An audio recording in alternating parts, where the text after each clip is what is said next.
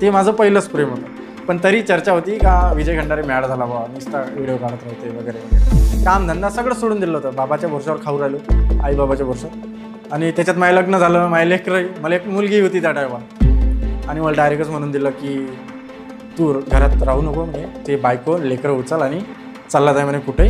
त्या क्षणाला मग मला रड येत होता, मी रडत होतो की हा तर भिकारी आहे म्हणे आणि घर नाही दार नाही म्हणे याच्याजवळ. जवळपास ते खूप मोठं पेमेंट आहे महिन्याचं. तर मी तर भरपूर पैसे कमावले जेणेकरून माझं व्यवस्थित चालू आहे. पण माझं हायेस्ट पेमेंट आलं होतं जवळपास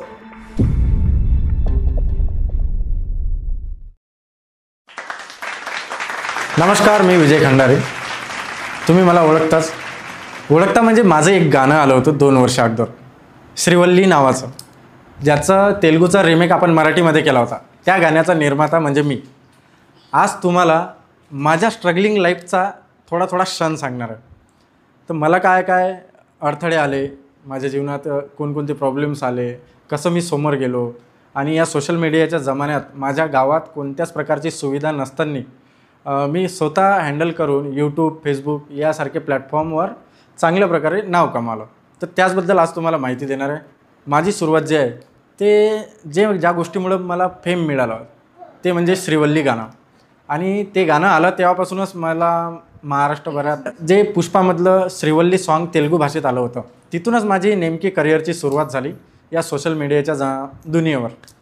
सगळ्यात पहिले जेव्हा टिकटॉक होतं, तर टिकटॉकवर मी पहिले लिपसिंगवाले व्हिडिओ बनवायचो, पण त्याला काही लोक म्हणजे एवढं काही भाव देत नव्हते. नंतर एक छोटासा कॉन्टेंट बनवला होता कॉमेडी, तर तो कॉमेडी कॉन्टेंट तोही रातूनच व्हायरल झाला होता. तर टिकटॉकवर रातून व्हायरल झाला आणि माझी एका दिवशी 30,000 सबस्क्रायबर्स फॉलोअर्स झाले होते टिकटॉकवर. तर तिथून माझं ते लाईफ तिथून चालू झाली, सोशल मीडियावाली. श्रीवल्ली हा नंतरचा भाग आहे. तर टिकटॉकवर जेव्हा 30,000 फॉलोअर्स झाले, आणि विषय असा होता की मी त्याच्याही अगोदर काम करत होतो, 6 ते 8 महिन्यापासून फेमस होण्यासाठी काम करत होतो काहीतरी टिकटॉकवर. पण जेव्हा माझा तो पहिला व्हिडिओ जेव्हा व्हायरल झाला, तर माझ्या पत्नीने मी तो प्रवास चालू दिला सतत, आणि टिकटॉक बॅन झाला. तेव्हा प्रॉब्लेम झाला की आता काय करायचा. टिकटॉक बॅन होणार आहे या गोष्टी जेव्हा समजल्या, तर माझी बायको तर रडत होती. आणि तोच एक बाकीच्या तर गोष्टी माहीतच नव्हत्या की फेसबुकही असते, यूट्यूब असते, किंवा दुसरं इंस्टाग्राम वगैरे आहे, हे तर प्लॅटफॉर्म माहीतच नव्हते तेव्हा. तर मग यूट्यूबवर व्हिडिओ पाहिला, म्हणजे टिकटॉक बॅनवालाच का बॅन होत आहे बा, मग कोणी रडत आहे, तर कोणाचे किती फॉलोअर्स आहे, तर सगळेचं गेलं आता जेवढे कमावलं होतं तेवढं. तर आम्हाला तोच प्रॉब्लेम वाटत होता. मग यूट्यूबवर एक व्हिडिओ दिसला मला की तुम्ही टिकटॉकवर व्हिडिओ काढत, पण आता तुम्ही यूट्यूबवरही काढू शकता, आणि टिकटॉकवर पैसे नव्हते मिळत, पण यूट्यूबवर तुम्हाला पैसे भेटते तुमच्या कामाचं. ही गोष्ट माहीत झाली. मग आम्ही काय केलं, आमच्या टिकटॉकवर जेवढे फॉलोअर होते त्यांना एक व्हिडिओ टाकून दिला होता की टिकटॉक बॅन होणार आहे, आणि आम्ही यूट्यूबला आमचं चॅनल खोललेलं आहे, तर सगळे तुम्ही तिकडे येऊ शकता आमचे व्हिडिओ बघण्यासाठी. पण प्रॉब्लेम असा झाला की आपण सांगितलं, मी काही अमिताभ बच्चन आहे नाही आम्ही म्हणलं लोक इकडे आले, तर तो एक वेगळाच भाग होता. असं म्हणलं पण कोणीच आलं नाही, कोणीच चॅनलला सबस्क्राईब केलं नाही, काहीच नाही. जवळपास 8 महिने माझे 219 सबस्क्रायबर होते, आणि हे पक्का आकडा होता, ना वाढत होता ना कमी होत होता. तर 8 महिने मी सतत, मग ते झाल्यानंतर जे टिकटॉक बॅन पडलं, तर 8 महिने मी यूट्यूबवर काम केलं, पण माझा एकही व्हिडिओ व्हायरल नाही झाला, किंवा 8 महिन्यापर्यंत मला काहीच नाही झालं. मग आणि 8 महिने मी यूट्यूबवर काम करत होतो. त्याच्यामुळं प्रॉब्लेम असा झाला की पहिले थोडं फेमस झालं, लोक भेटायला येत होते, आईवडिलांना चांगलं वाटत होतं. पण 8 महिने माझे वेस्ट गेले यूट्यूबवर. कामधंदा सगळं सोडून दिलं होतं, बाबाच्या भरोशावर खाऊ राहिलो, आई बाबाच्या भरोशावर. आणि त्याच्यात माझं लग्न झालं, माझे लेकरं, मला एक मुलगी होती त्या टायमाला. तर बाबाचं म्हणणं होतं की तू काम तर करून नाही राहिला बा, आणि तू हे जे काम करू राहिला, तू व्हिडिओ बनवून राहिला, याच्यातून तर 1 रुपया भेटून नाही राहिला. तर मी म्हटलं भेटन थांबा असं म्हणत 8 महिने गेले. नंतर बाबाचा पारा वाढला एक दिवस, आणि मला डायरेक्टच म्हणून दिलं की तू घरात राहू नको म्हणे, ते बायको लेकरं उचल आणि चालला जाय म्हणे कुठेही, घरात काही गरज नाही आहे म्हणे, तू माये मी पाहतो म्हणे, तू जाय म्हणे, तुला काय करायचं आहे. तर त्यावेळेस थोडासा तो भावूक क्षण होता. त्या क्षणाला मग मला रड येत होता, मी रडत होतो. आणि विषय असा होता की बाबाला माझ्या कल्पना नाही माहीत, पण मला असं वाटतं की माय बाप होय, आणि मी तर एकटाच आहे, तर पाहतं मला यायलाच लागन, म्हणजे मलाच पाहा लागणार आहे. तर अशा टाईमात म्हणजे असा निर्णय नाही घेतला की बाबा तुम्ही रागानं बोलत आहे, तुम्ही चाललं गेलो घराच्या बाहेर. असा निर्णय नाही घेतला. उलट मी बाबाला म्हटलं, आज तुम्ही मला बोलू राहिले म्हटलं, पण उद्या जेव्हा पैसे येईन तर तुम्ही म्हटलं मापणार नाही, तुमच्या मापाचं जीवावर येत जाईन असं मी म्हटलं होतं. आणि तो क्षण खरीच आला काही दिवसांना. तर माझे बाबा आजही सांगत फिरते की मा पोरानं असं म्हटलं होतं आणि त्यानं तसा क्षण आणला. तर असा विषय झाला. म्हणजे मी व्हिडिओ तर पाहिला होता पहिले की यूट्यूबवर काम केल्यावर तुम्हाला पैसे भेटते, पण त्याच्या काही हे कंडिशन्स आहे.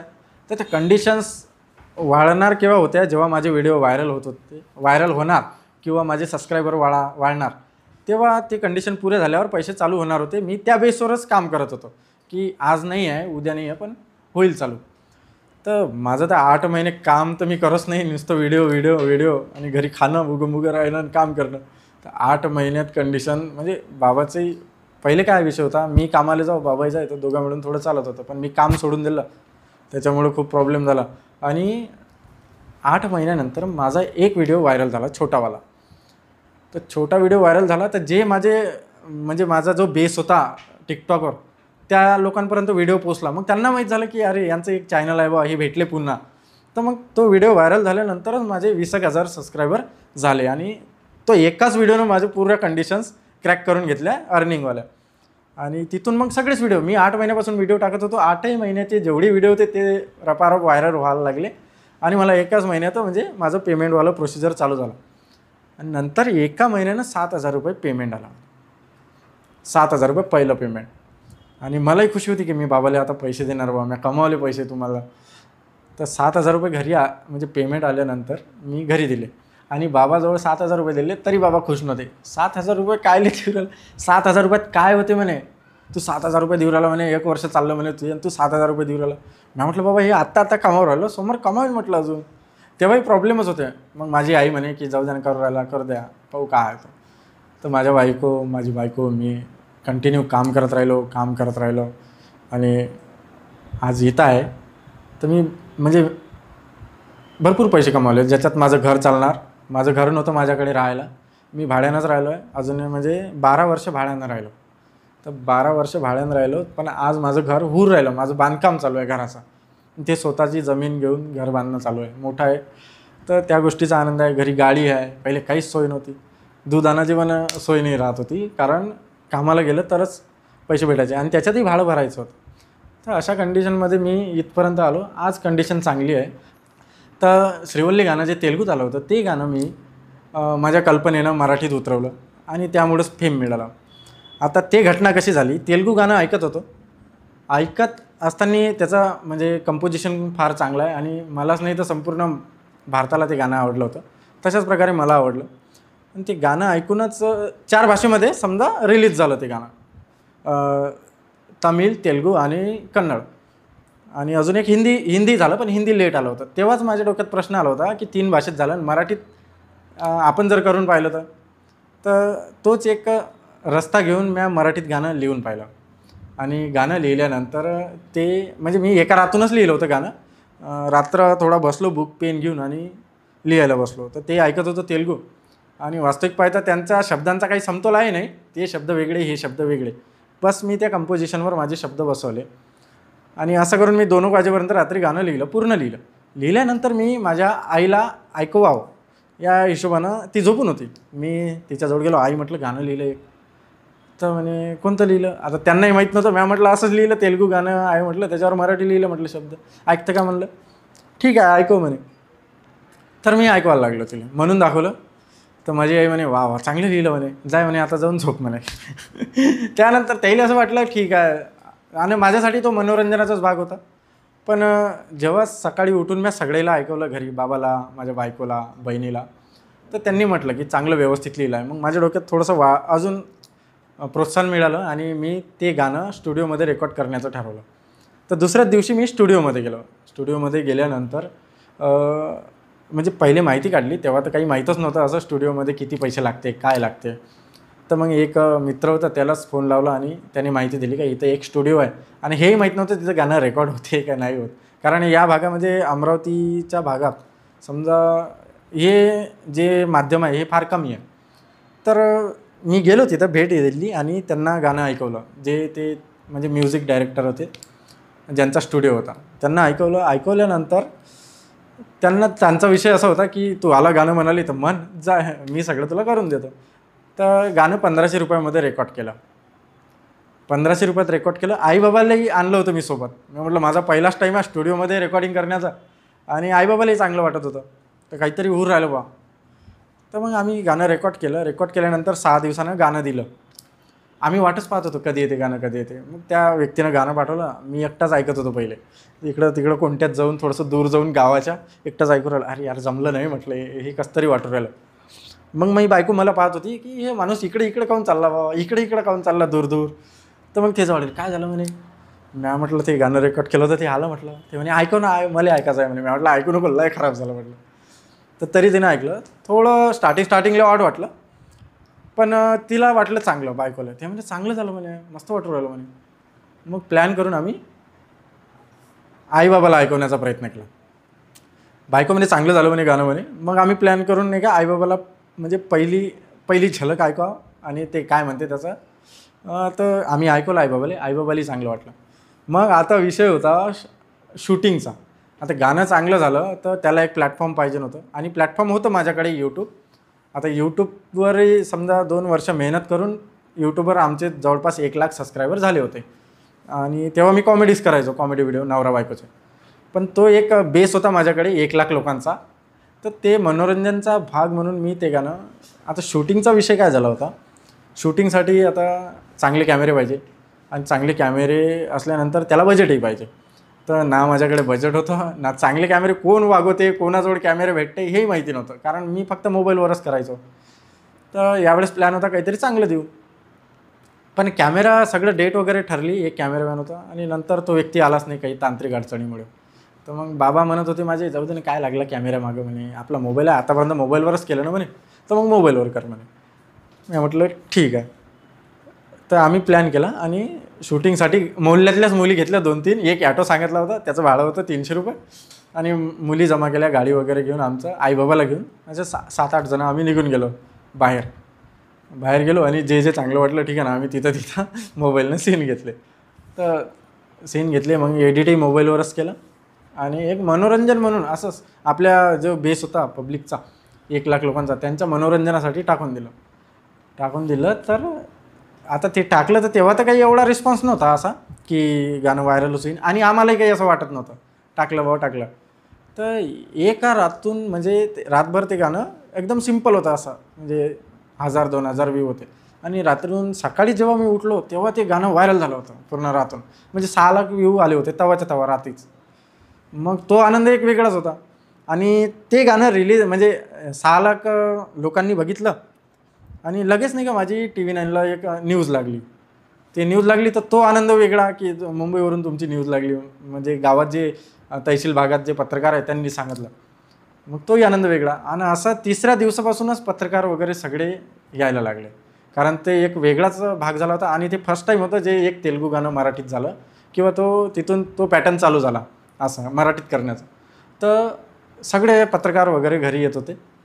आणि हा पत्रकाराचाही प्रोग्राम जवळपास 17-18 दिवस चालला. आणि परिस्थिती तर अशी होती डाऊन की मला पेमेंट येत नव्हतं, कारण आमचं शॉर्ट व्हिडिओ होतं आणि हलकं फुलकं जे येत होतं त्याच्यात चालवत होतं घर. तर पत्रकार आले तर पत्रकाराला चाय पाजायला साखर नाही, दूध नाही, काहीच नाही, पूर्ण लाईन लागत होती घरी. तर आम्ही माझ्या गावात राहिलो. तो क्षण चांगला गेला आणि तिथूनच मला एक वेगळी दिशा मिळाली.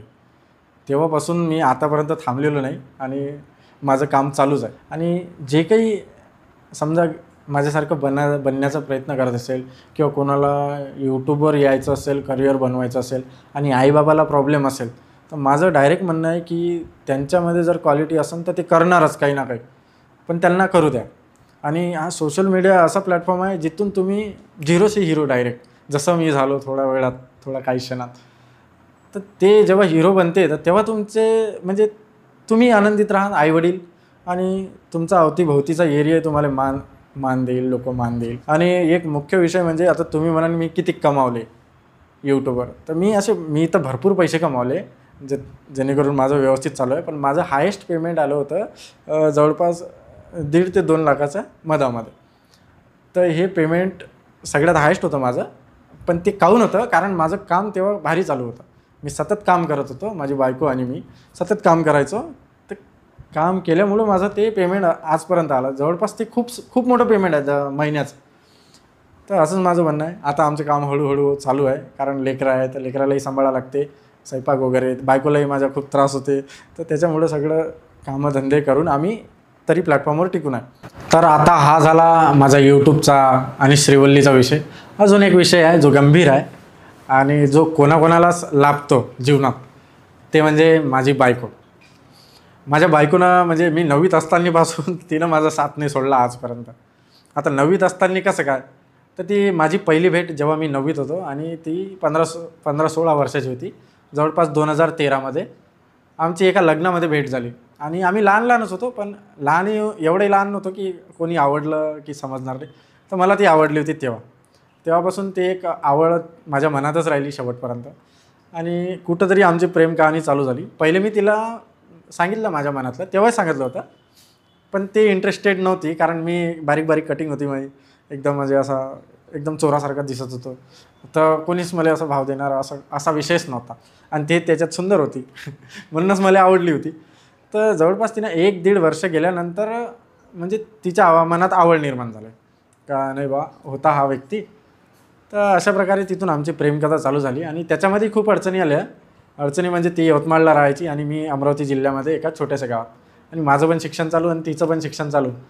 तर भेटगोष्ट व्हायची नाही कधी, म्हणजे क्वचितच वर्षात एखादी भेट झाली तर झाली.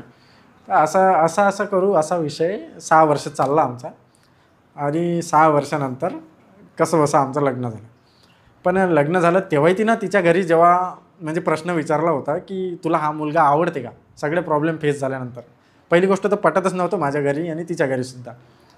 तरी विषय झाला आणि तिला जेव्हा सगळ्यांसमोर विचारलं की तुला हा मुलगा आवडते का, तर ते म्हणे हो. आणि दुसरा प्रश्न असा होता तिला की हा तर भिकारी आहे म्हणे आणि घर नाही दार नाही म्हणे याच्याजवळ, तर तू याच्यासोबत राहशील का म्हणे जर कोणत्याही कंडिशनमध्ये असला तर तिनं हो म्हटलं होतं. तर तेव्हापासून तिनं तिचा शब्द पाळला आणि माझ्यावर एवढ्या कंडिशन्स गेल्या, त्या एवढ्याही कंडिशन्समध्ये ते माझ्यासोबतच राहिले. मी कोणत्याही रस्त्यानं जात असेल तर ते सतत माझ्या मागच राहिले. आणि हा विषय म्हणजे खास करून मी माझ्या बायकोमुळंच तिचा एक साथ माझ्यासाठी एक चांगल्या जीवनासाठी लाभी ठरला. आणि दुसरा विषय म्हणजे असा की माझ्या पत्नीला म्हणजे ज्या सोशल मीडियावर आम्ही काम करू राहिलो आणि जे कार्यक्रम आम्ही राबवून राहिलो कॉमेडी करण्याचे, तर माझ्या बायकोला ॲक्टिंगमधलं काहीच नॉलेज नव्हतं तेव्हा. आणि विषय असा व्हायचा की मी तिला करायला लावायचो आणि तिला नव्हतं समजत की कोणतं मूड असलं पाहिजे आणि कसं बोललं पाहिजे. तर मी तिला मारत पण होतो शूटवर की तू असं बोल, आणि ते रडतही जात जा अर्धा घंटा. शूटवर जंगलातच भांडणं होत जा आमचे की तुला येत नाही का, मी तुला एवढं बोलून दाखवलं तर तिचं मेंटॅलिटी नव्हती ते, पण ते झाली ट्रेन. आता ते मलाही नाही ऐकत, कोणालाच नाही ऐकत, माझ्यापेक्षाही समोर चालली गेली. तर अजूनही ती माझी साथच देत आहे माझ्यावर. आता कंडिशन येत राहते ते सोबतच आहे. तर तिला खूप खूप धन्यवाद देतो कारण ते एक जीवनसाथी तर बनलीच माझी. म्हणजे तिला असं धन्यवाद देतो की ते माझं पहिलंच प्रेम होतं आणि पहिलं प्रेम आत्तापर्यंत माझ्यासोबतच आहे. आणि अजूनही आम्ही काम करतो आहे सोबत. भांडणं वगैरे होतच राहते, असा काही विषय नाही आहे. जसं शूटमध्ये तुम्हाला दाखवते पॉवरफुल, तशी पॉवरफुल ते रिअलमध्ये नाही आहे. चांगला स्वभाव, तिचा सरळ मोकळा स्वभाव आहे आणि थोडं नवरा बायकोचं ते चालूच राहते, तरी ते सांभाळून घेते सगळं. तर माझी जेवढी काही जर्नी होती ते ग्रोमोशननं मला बोलण्याची संधी दिली इथं. आणि माझं जे काही मनात होत्या, जे मी कुठं शेअर नाही करू शकत, या प्लॅटफॉर्मवर शेअर केलं माझ्या मनातल्या गोष्टी, तर त्यांचं धन्यवाद देतो. धन्यवाद. हा व्हिडिओ आपल्याला कसा वाटला ते आम्हाला कमेंट बॉक्समध्ये कळवा आणि आपल्या मित्रांबरोबर शेअर करायला विसरू नका.